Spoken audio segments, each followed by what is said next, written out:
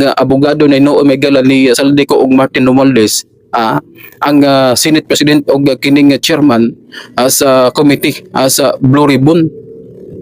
Di ba? Nahibulong ko ni Pampido Lacson mga kaigsunan ni atong chairman pa si Marcolita sa kining Blue Ribbon Committee.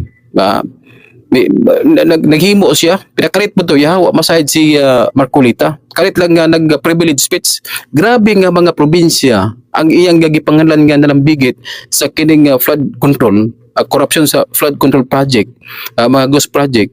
Sadyang nga siya na ang kining chairman sa Blue Ribbon Committee.